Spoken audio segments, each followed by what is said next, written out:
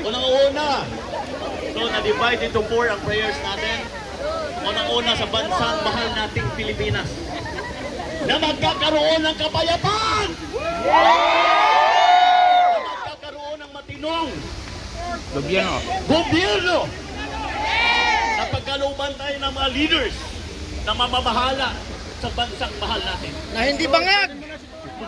Wala nang balag! Pangalawa, ang ating Tatay Digong, idalangin natin na makakauwi na. Idadalangin natin na ang lahat ng gagawing hearing, ito po'y pabor sa bansang Pilipinas na naging mahal na Pangulong Duterte. Yan ang dalangin natin. Pangatlo, ang ating mga tapat na mga Pilipinong sumusuporta sa administrasyon ni Duterte na ino-oppress, political harassment, lahat na ito makita natin bago lang ang mga vloggers. Makita natin sa 16-day siege sa KOJC. Grabe! Kita natin magkapareho lang kung gaano karami ang pumuntang mga nasa otoridad para i-suppress, para i-oppress ang KOJC compound. The same doon nung dumating si Tatay Digong from Hong Kong. The same ang concept. To suppress, to oppress, to destroy us. Yes! But we will stand firm to support our nation. Ang pang-apat na tayo'y pagpalain lahat ng mga naririto ngayon. Bibigyan tayo ng kapayapaan, bibigyan tayo ng proteksyon, bibigyan tayo, magpapadala ang Diyos ng mga anghel na magbibigay protection sa bawat isa sa atin. So let us all pray with a sincere heart. Let us raise our hands and close our eyes. Father Almighty Lord Jesus Christ, salamat po sa biyayang ipinagkaloob po ninyo sa amin, Ama.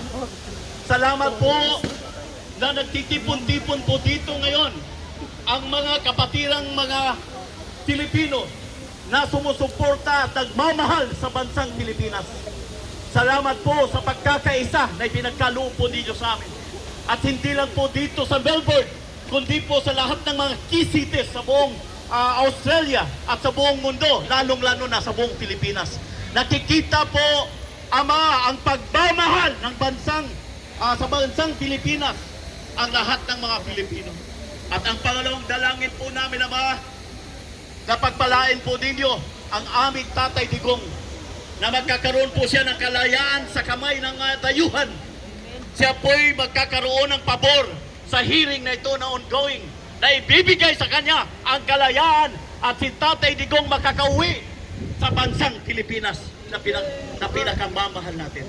At dinadalangin po namin, Ama, ng lahat ng nasupras na mga Pilipinong sumusuporta, lalong-lalo na ang namamahala sa SMNI, si Pastor Apollo C. Kibuloy, dahil sa kaibigan sila ni Duterte, Ama, sinusuppress din po siya. Binasak ang SMNI.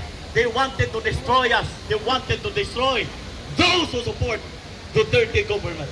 We're praying, Almighty Father, favor to those who support Tatay Digong, na ma-restore itong lahat, itong mga program ng SMNI, itong pagsusuporta ni Pastor sa lahat, pagkakaroon ng katuparan, ang advokasya na magkakaroon ng kapayapaan ng buong bansang Pilipinas.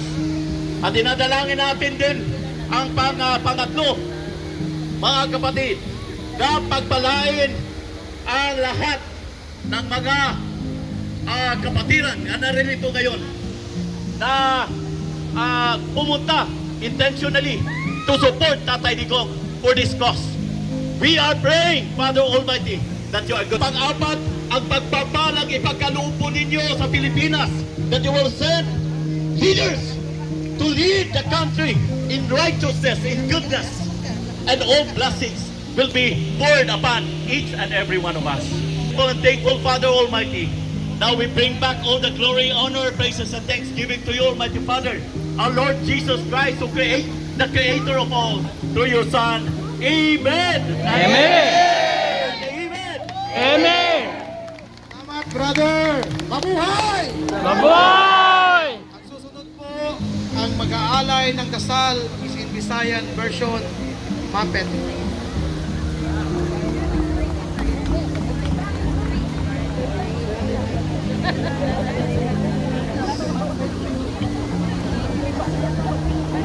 Ginoo, langit nung amahan, salamat sa imong dakong gugma kanamo. Salamat sa paghatag kanamo ug higayon na makatambong ni karong adlaw para magkakusa